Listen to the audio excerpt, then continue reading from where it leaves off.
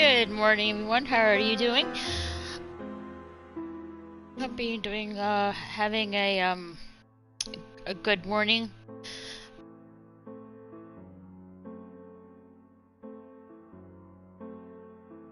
I wanted to finish this game yesterday, but I just couldn't because of my back.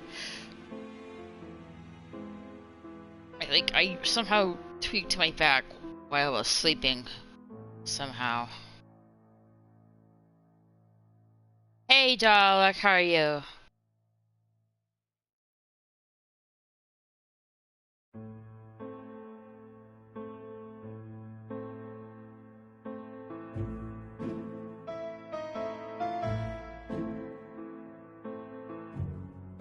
Just sharing this out real quick.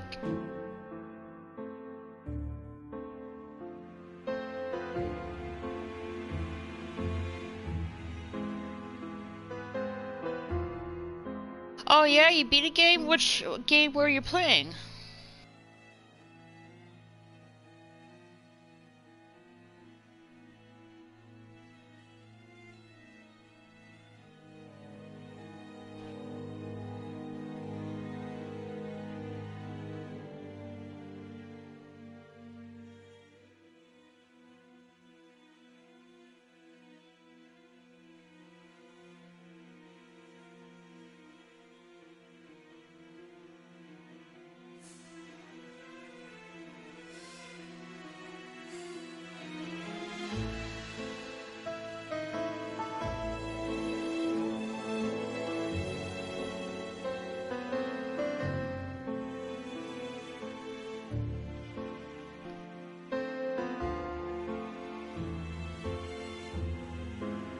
Have you heard of Choo Choo Charles? No, I haven't. What is that about?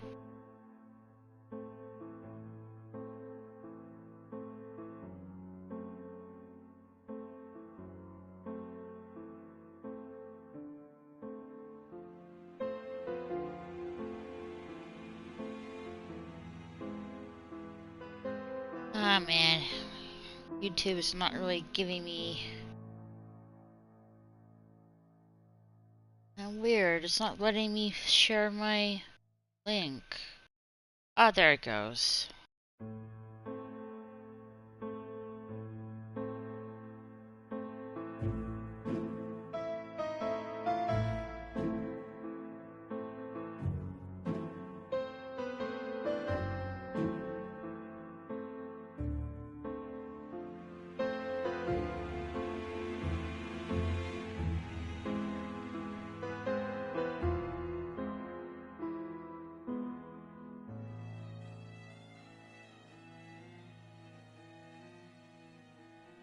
Alright, that's taken care of.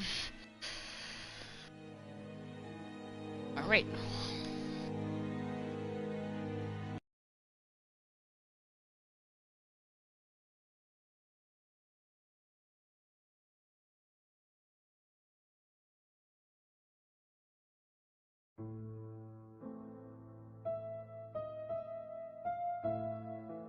It's basically an open world horror game about monster spider train called Charles. It's up to you to kill him. Wait. It's a horror game, and the monster is a giant spider train called Charles? Interesting.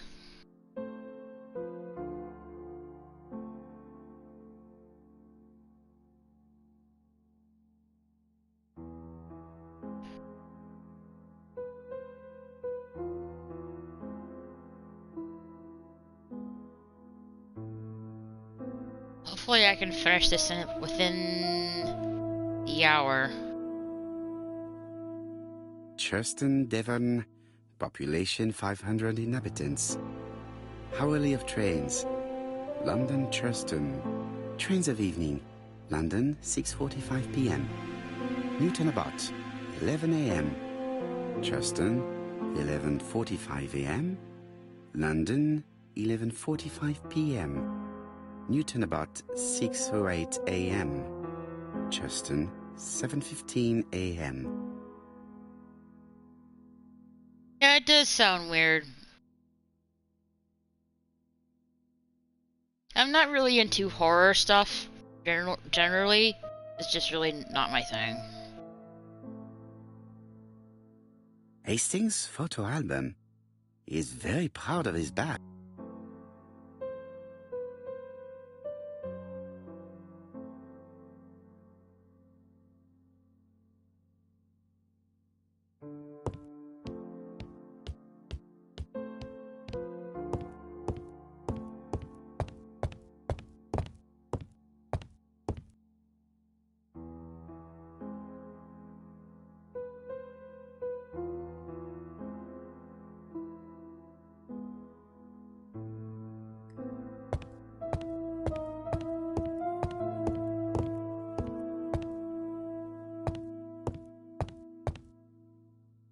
The white ammunition are blank cartridges.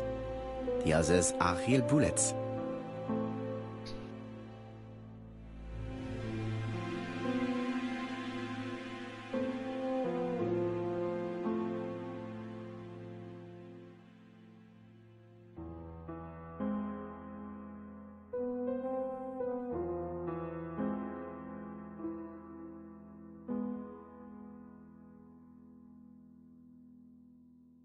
Guessing you're supposed to The put revolver is loaded with real bullets.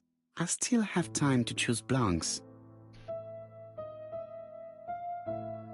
The revolver is loaded with blanks. I still have time to choose real bullets.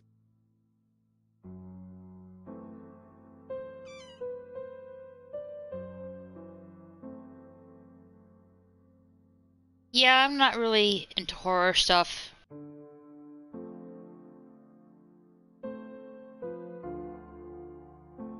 Not really my thing.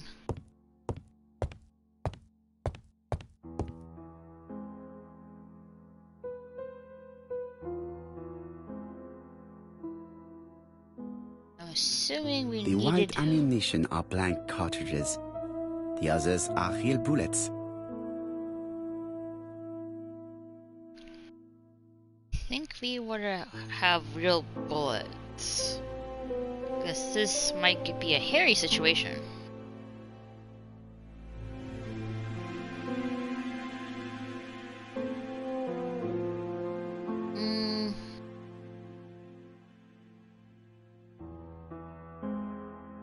I think I'll keep the blanks.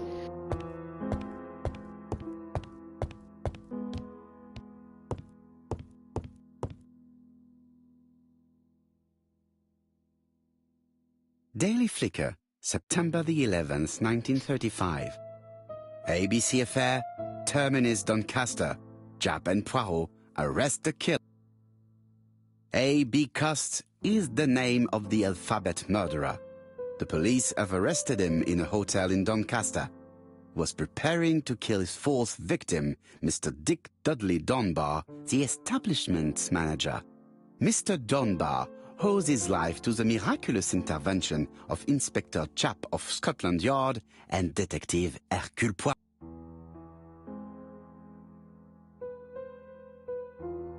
The Lancet, September 11th, 1935. General Medical Journal. The alphabet murderer is not psychotic, according to Professor Thompson. In an early issue, we claimed that the alphabet murderer was not psychotic.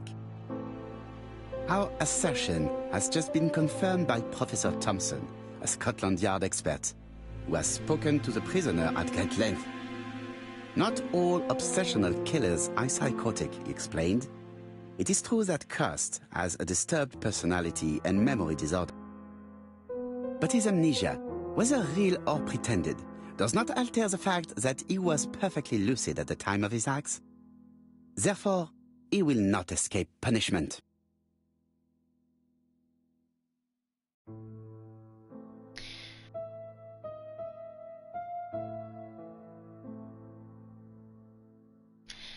Oh yeah, it was frustrating. I'm assuming it wasn't really easy. I'm glad you beat in the game, but yes, if that was frustrating for you and you managed to complete the game, yeah, I understand why you won't be playing that game again.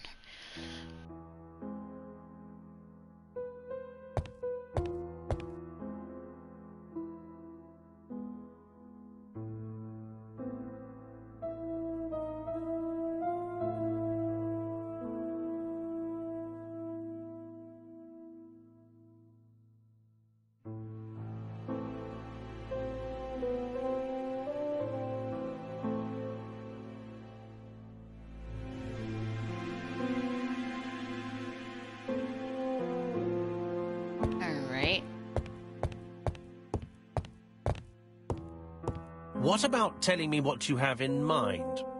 Surtout pas. You wouldn't be able to play your role. Wait one moment, I will bring you my weapon.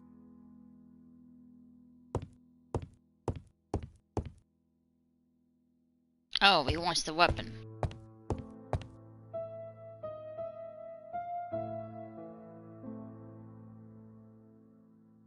Serve. My revolver is loaded. I now have to give it to Hastings.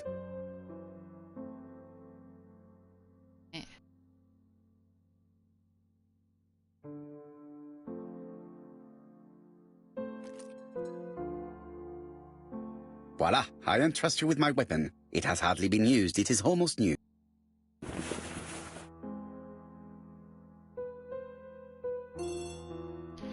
Oh, the telephone's on. Probably be the inspector.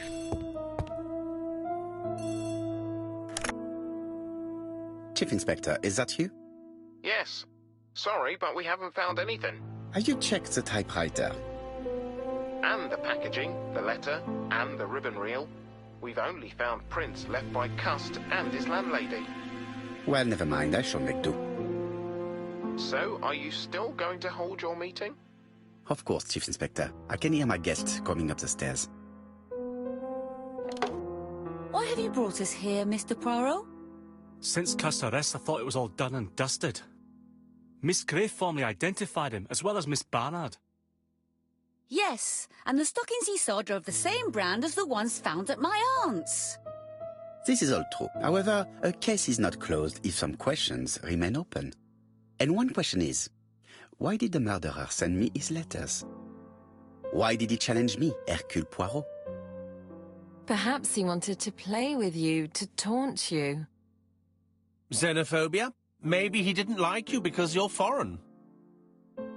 I may be wrong, but maybe by provoking you he was looking for glory? All these theories should be studied. Let us now try and get our brain cells to work. Why did the murderer make a mistake in the address?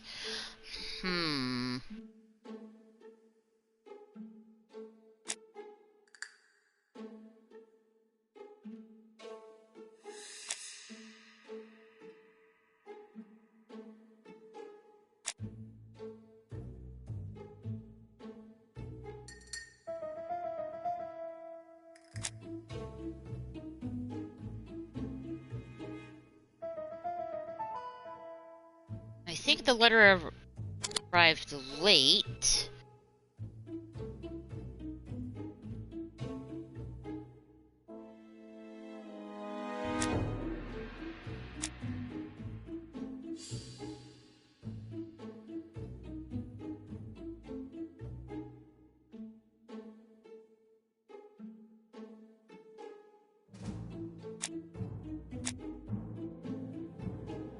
Yeah, there was an error on the letter or envelope.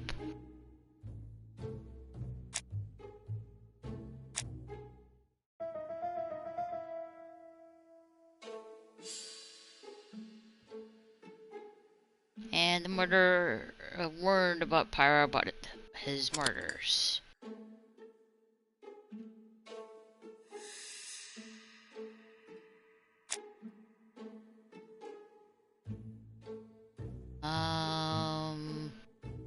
Let's see.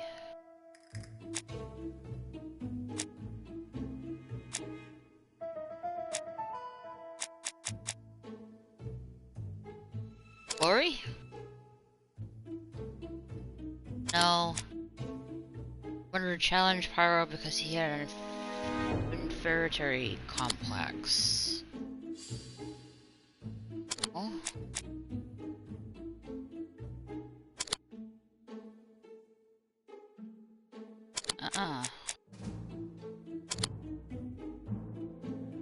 Oh, his address wasn't really well known. Okay. Is everything clear now? You might like to explain your reasoning again. Of course. First of all, remember that the murderer made it a rule to always post his letter before the murder. He never digressed from that rule. However, in Churston, he encountered a problem. The village has only 500 inhabitants. With advance warning, it would be easy to arrest him. Therefore, the murderer delayed his letters deliberately with the wrong address.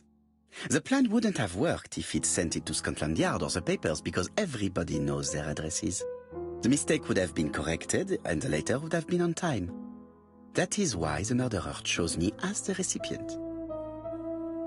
Because for his plan to succeed, it was necessary for at least one of the letters to have a wrong address and get lost. It was very cunning. Absolument. It is a very subtle plan. It matches the profile we have drawn up of him perfectly. That of an intelligent, daring and calculating murderer. But that's not how you describe Cust. You are quite right, mademoiselle. Like you, I find it hard to believe that this dull character is the clever murderer we are looking for. Do madmen... I mean, if he's mad, he might have two very different sides. No doubt. But the murderer is not mad. All the specialists agree that he does not have the profile of the psychopath. But if Cust is not guilty, how do you explain his presence at the scene of the crimes? Mr. Clark, the answer to your question is in the medical records of your brother's patients. Documents which Cust most certainly did not have access to.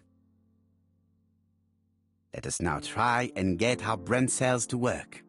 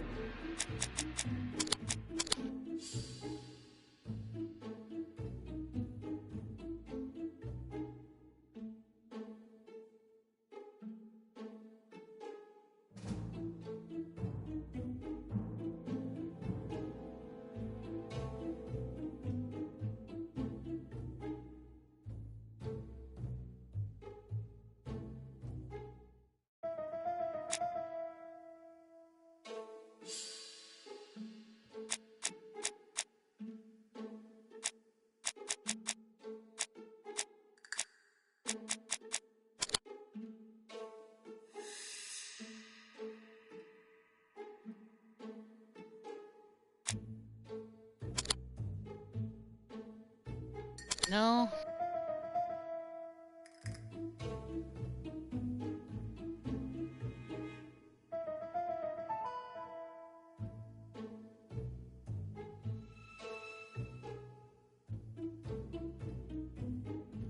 Don't think that's the right one.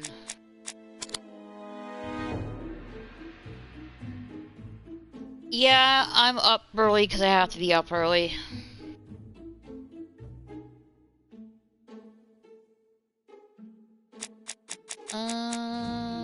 Let's try this one.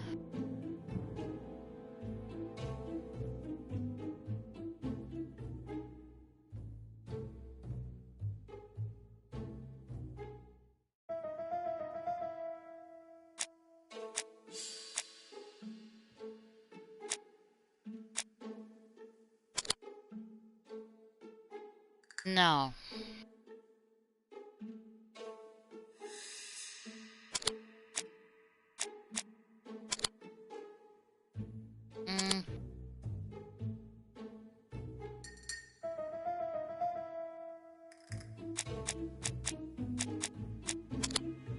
Oh, there you go. There it is.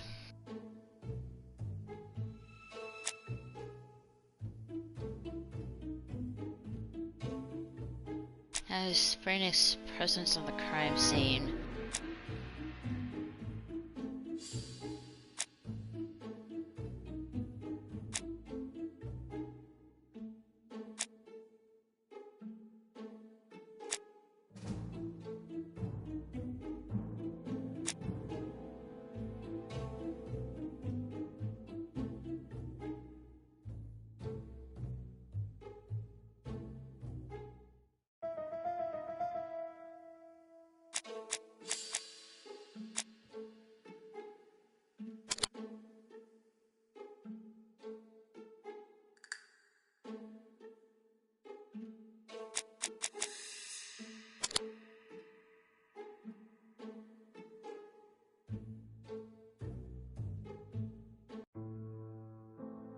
Dr. Clark's patient's records provided a very useful list of potential victims, sorted by alphabetical order. The killer definitely used it, explaining the fact that all the victims were former patients of the doctor. It is this fact that clears Cust once and for all, because he never had access to these records. So how did he happen to be at the scene of the crimes? Either the murderer sent him there, or Cust was following him closely. Cust's highly suggestible nature leads us to the second hypothesis. The murderer was manipulating him. He systematically sent Cust to the towns where he was going to strike, so that the suspicion would land on the poor man's shoulder. That's evil. What sort of killer could have such a plan? And what would he gain from 3 completely different murders? Indeed, it seems unlikely that the same murderer committed all the crimes. What should we take from that?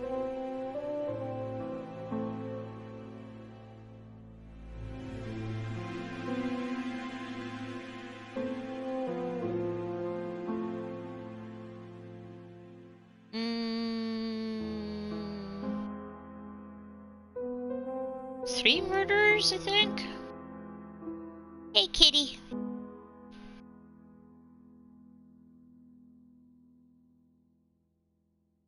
Let's try this one. Just one murder was of benefit to the murderer. The others were just diversions. On reflection, there is only one conclusion. The murderer killed once out of interest and twice to divert our attention. This reasoning points at 2 potential culprits. Franklin Clark. Donald Fraser? Yes, mademoiselle. That's good thinking. Mr. Fraser may have killed Betty out of jealousy.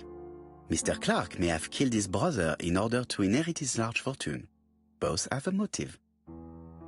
But Donald did not have access to Dr. Clark's records. Please allow me to disagree with you, mademoiselle.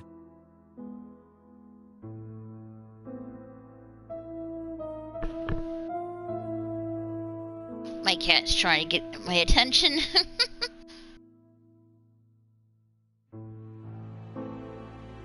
Hey, kitty.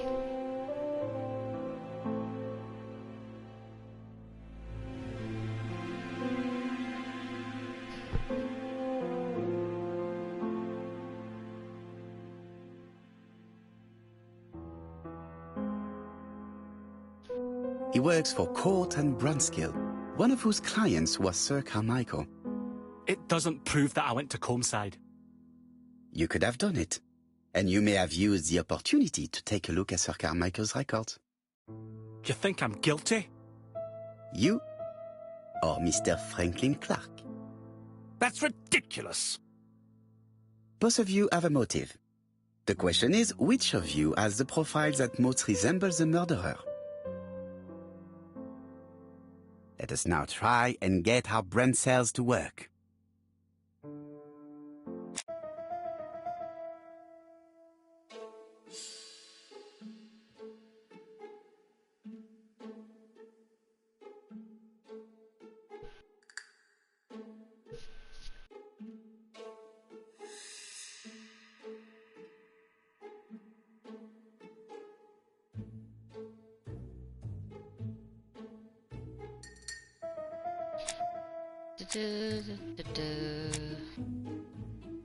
Let's do this one. Oh, nice. Got that one right on the first try.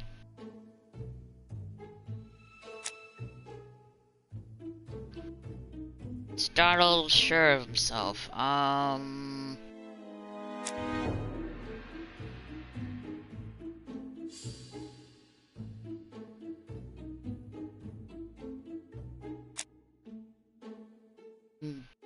No.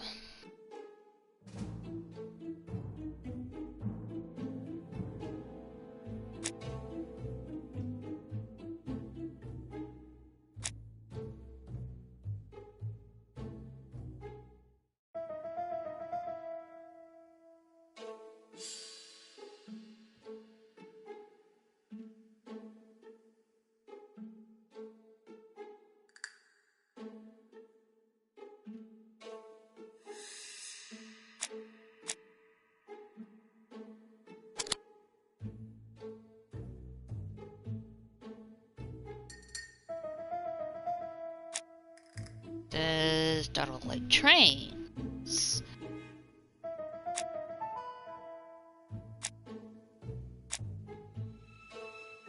Yes, he does.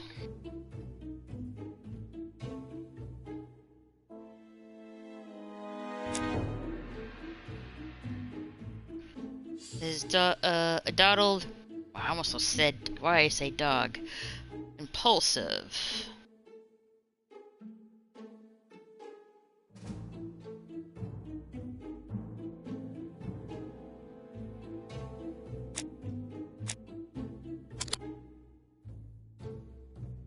He is quick-tempered.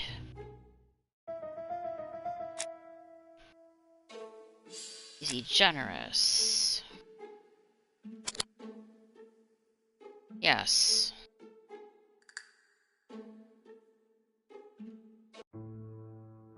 Ladies and gentlemen, Donald may share many character traits with the murderer, but he does not have his cold indifference. He has a temper. It is hard to imagine him planning anything. Also, jealousy is his motive, and crimes of passion are rarely planned. Right, I suppose it's my turn to be subjected to the same scrutiny. Absolument, Mr. Clark. Let us now try and get our brain cells to work.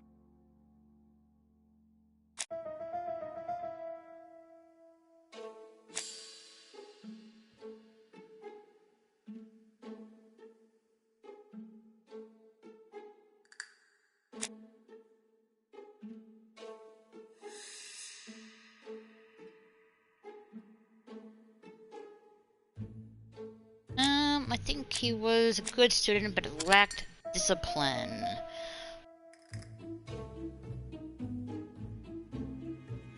Is he sure of himself?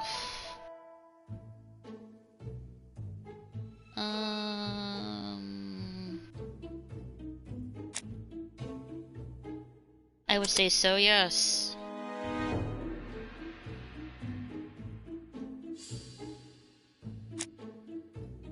Seducer.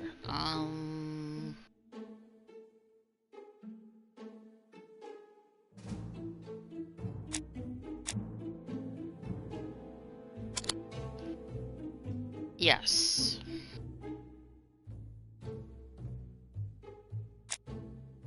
See, like trains. Yes, he does.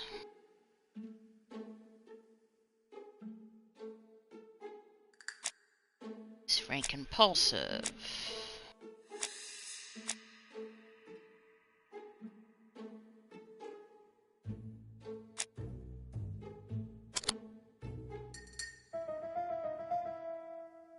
Yes. Be generous. Yep.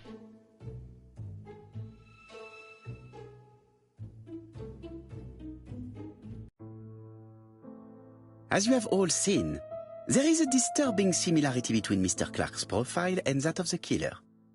In actual fact, it is exactly the same. Mr. Poirot, your psychological studies are interesting, but your conclusions do not add up. Why would I have wished my brother's death? The inheritance is lawfully mine. I just have to wait. No, you had to act quickly.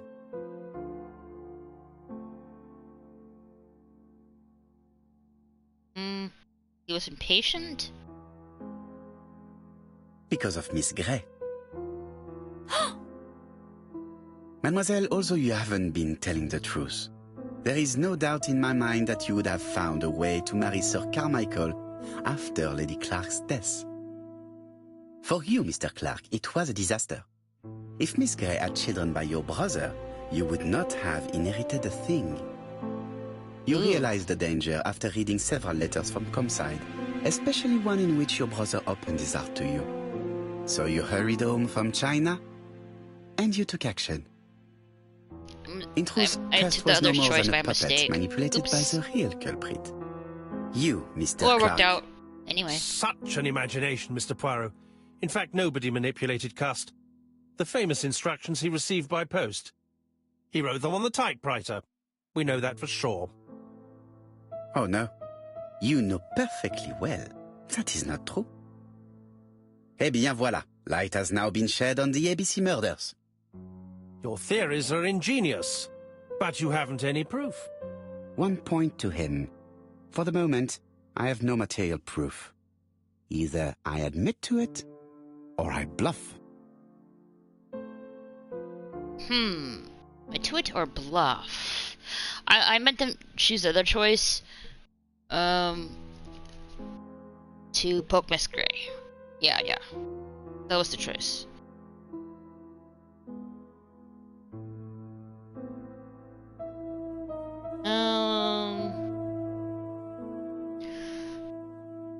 Let's see, the proof is going to be easy to find. Proof is easy to find now that we know where to look. You have nothing on me. You're bluffing, Mr. Poirot. Come on, Thora, there's nothing for us to do here. Don't touch me. Thora! I understand why you never wanted to lend me your new typewriter. And why you were searching through your brother's things. And the hole you dug on the moors. What did you hide there? The knife you used to kill your brother? All right. Well played. I lose. The game's up. So he killed his brother? Don't He come knew- near me!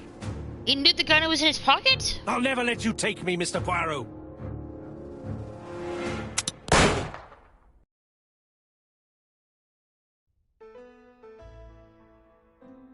But then I'm that sorry, was Mr. real. Clark, there is no easy death for you. I expected your reaction, so I used blanks. Good thing for I'm blanks. sorry, mademoiselle, but your second chance has been lost. Franklin Clark will never inherit his brother's fortune. So it's the old man after all.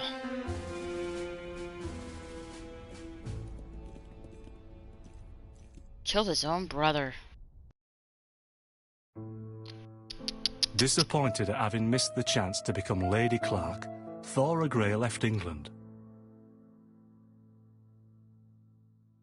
Donald Fraser and Megan Barnard married.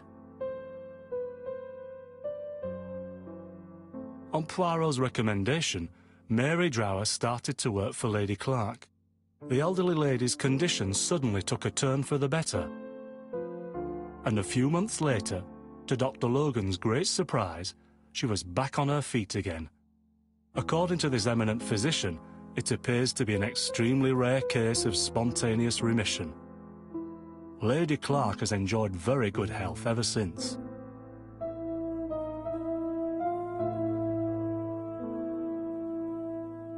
Journal of an Innocent, the incredible story of ABC. As for A.B. Cust, after being advised by Poirot, he made a great deal of money. by selling his story to the press. And as for me, and with business booming, the Black Swan has become the #1 tourist attraction in the whole of Yorkshire, even more popular than York Minster.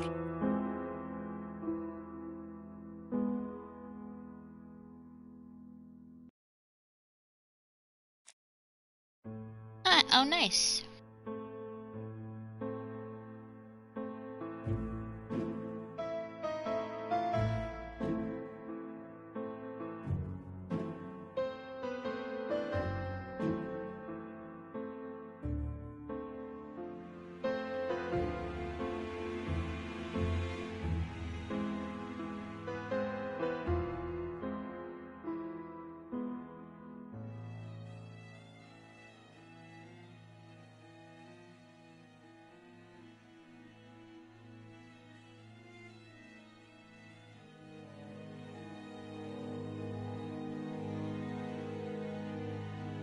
That was a very good game. I love the mystery, the puzzles.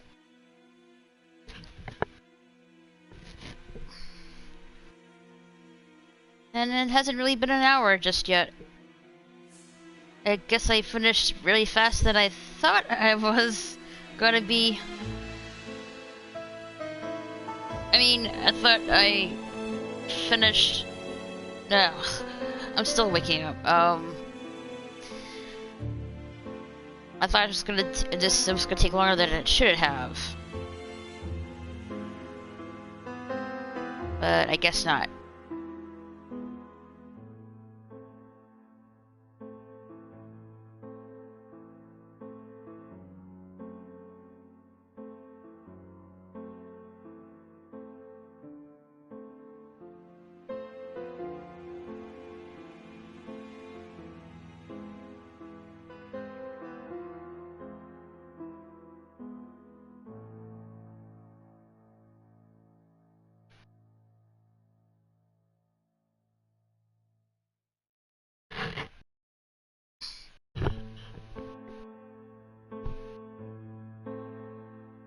I wonder if there's like some added scene into this.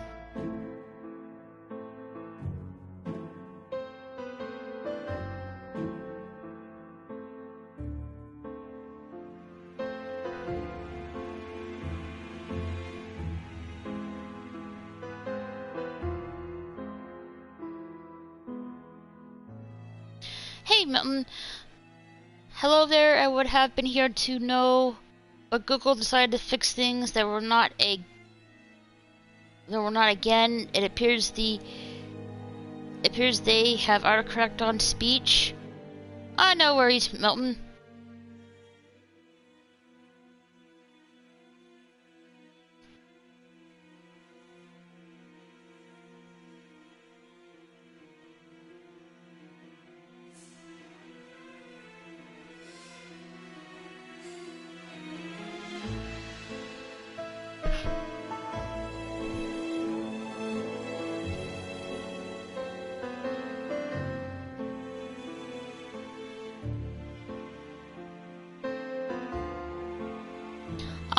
Studio Fondvert, our families and cats. Kitties.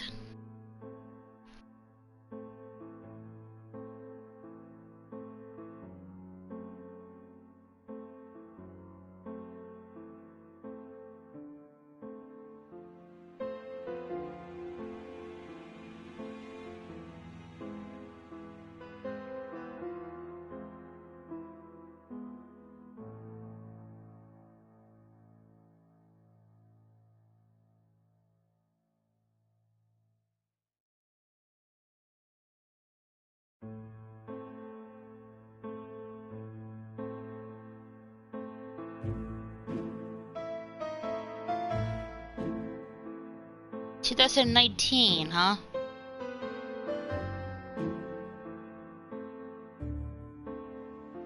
Based on the novel The ABC Murders by Agatha Christie.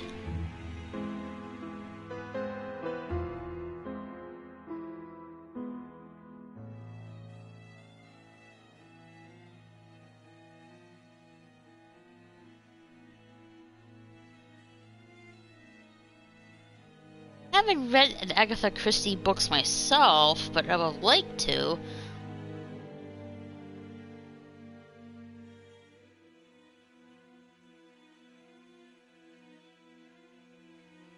I would really like to watch the TV series from the 90s, if I can.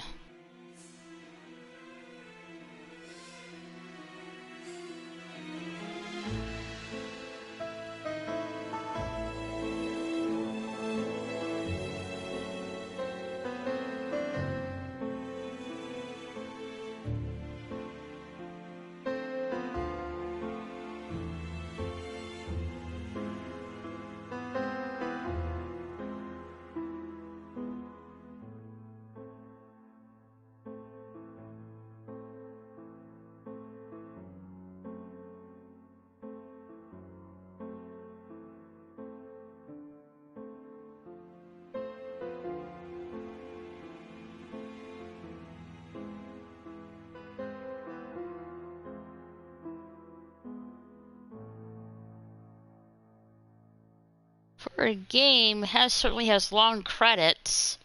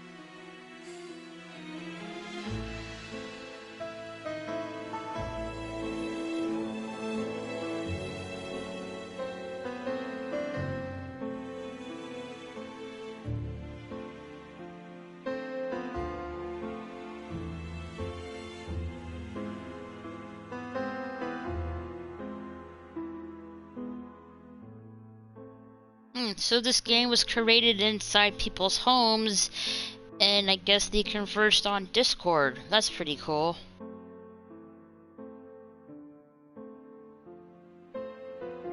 And in the middle of the pandemic, of all things. That's quite amazing.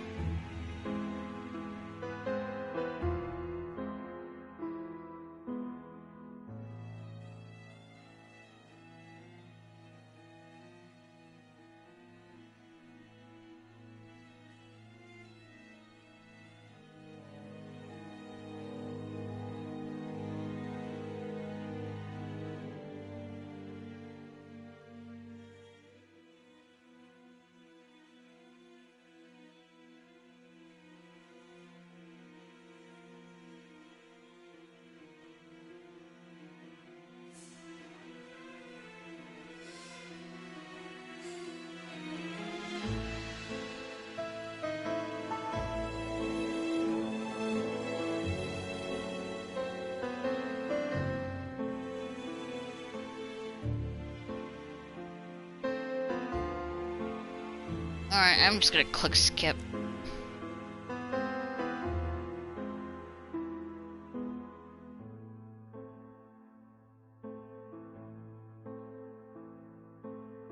Alright, bonuses.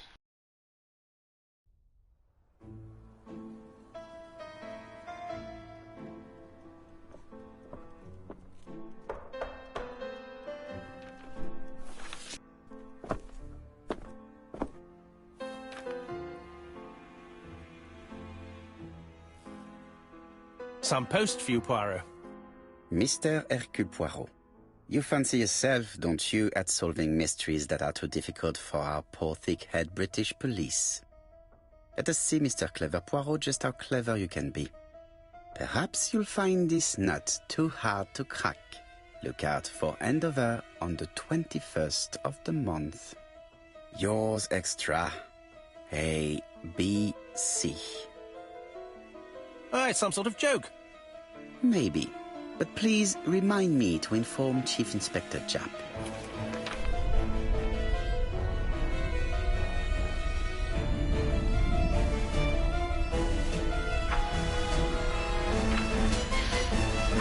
Wait a minute.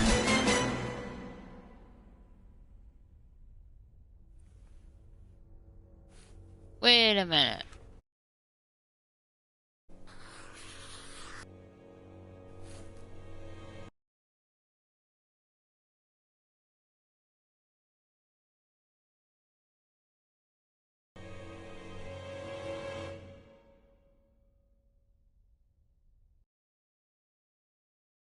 No. We don't want to start the game again.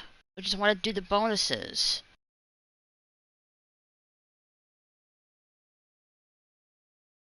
Yes.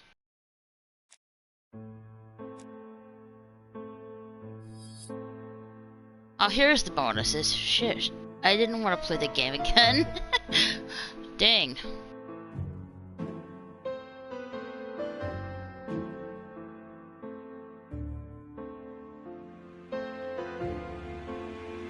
Oh, here's the bonuses.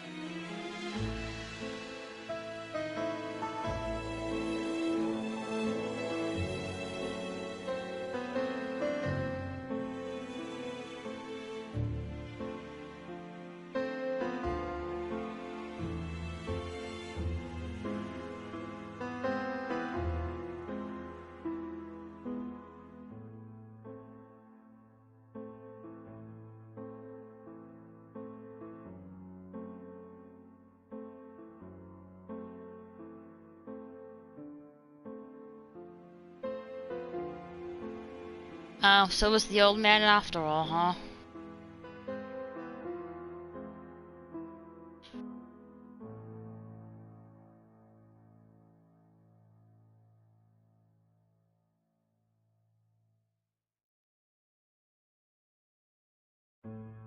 No, I want to go down.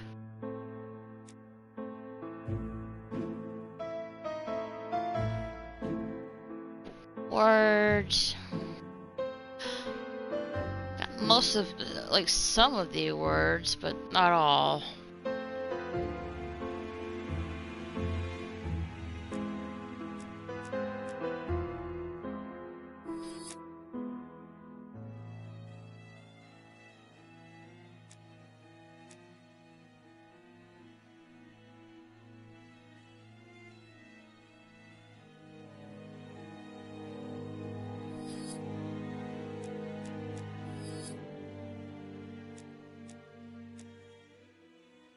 Well, that's it. I didn't mean to restart the game again, but yeah, I finished the game, and I quite enjoyed it. Would I play this game again? Yes, I would. Let's see. I love the story. I love the mystery of it. Only two complaints I have is their instructions with the controls are not as quite clear as they should be, including the hints for the controls itself are, you know, very vague at best. And yeah. And let's see, and there's no pointers. Like, you need to pick up this book, or, you know, need to, you know, or do you have to, like, you know, find a key? There's, like, no pointers, no, like, you know, clues where you can find that. So it's a little bit, like, confusing, so you have to, like, search everywhere. Yeah, that's one of my only two complaints about the game. But the rest, the story, the mysteries, the puzzles are, like, you know, very good. Oh, speaking of the puzzles, the puzzles are very confusing as well. There was no really direction, just vague instructions. Yeah, that's another complaint I should add on there. Yeah, but the rest, again, story, the mystery, the puzzles were good. I'll definitely play this again. I have to give it, like, I